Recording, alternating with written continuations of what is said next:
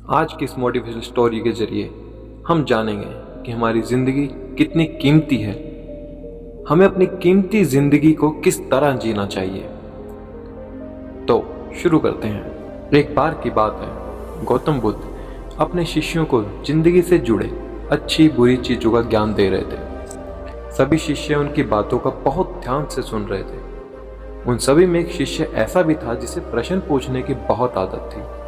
वो उठकर गौतम बुद्ध के पास आया और उनसे बोला, आप हमें जिंदगी के बारे जो कुछ सिखा रहे हैं उस सब का फायदा क्या है? क्योंकि हम में से बहुत से बच्चों को यह भी नहीं पता कि हमारे जीवन का मूल्य क्या है और ये जीवन हमारे लिए कितना कीमती है। पहले आप हमें ये बताइए कि इस जीवन का मूल्य क्या है। अपने शिष्य की बात सुनकर गौतम बुद्ध अपने कक्ष में गए और एक चमकता हुआ पत्थर का टुकड़ा लेकर आए।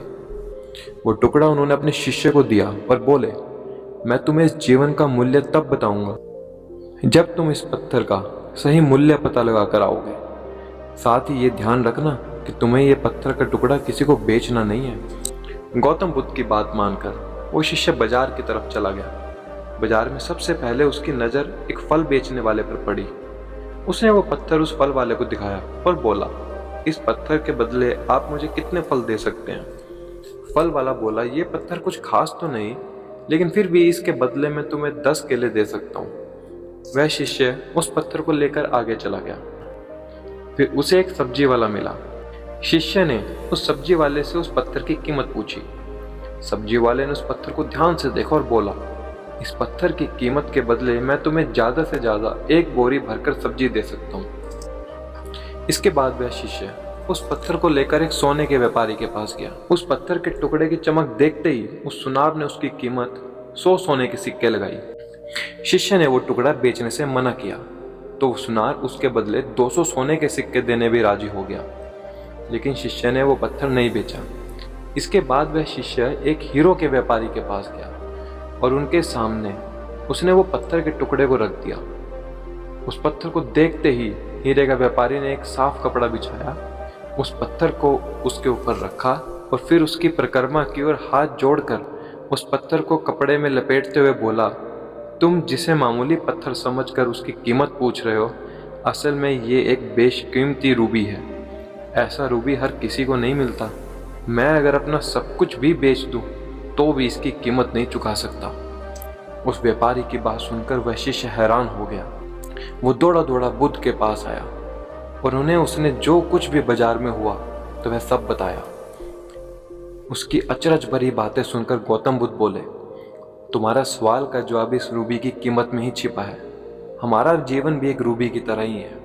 ये बेशकीमती है, लेकिन हम इस बात को हमेशा नज़रअंदाज करते हैं और अपने जीवन का मूल्य नहीं समझते।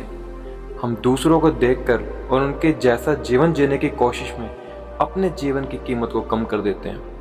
हमें सोचते हैं कि हमारी ज़िंदगी की कीमत वही है जो दूसरे हमें बताते हैं, लेकिन ये बात हमेशा ध्यान रखनी चाहिए कि सामने वाला अपनी हैसियत, बुद्धि और अपनी समझ के हिसाब से तुम्हारी कीमत लगाता है। इससे हमें यह सीख मिलती है कि ज़िंदगी सिर्फ एक बार मिलती है, इसलिए इसको बर्बाद ना करें।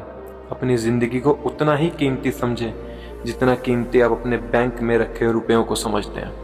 आज के समय में लोग अपनी ज़िंदगी से ज़्यादा कीमती प्यार, पैसा और दिखावे से भरी चीज़ों को समझते हैं। प्यार के चक्कर में लोग सुसाइड कर लेते हैं।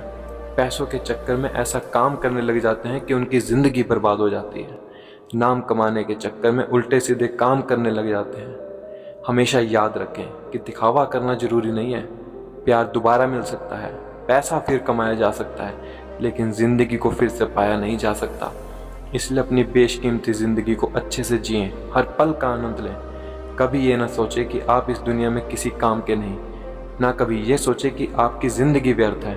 आपका होना या ना होने से कुछ फ़र्क नहीं पड़ता। जब भी ऐसे नेगेटिव विचार आपके मन में आए तो खुद को बस ये याद दिलाएं कि जीवन एक रूबी है और ये बेशकीमती है।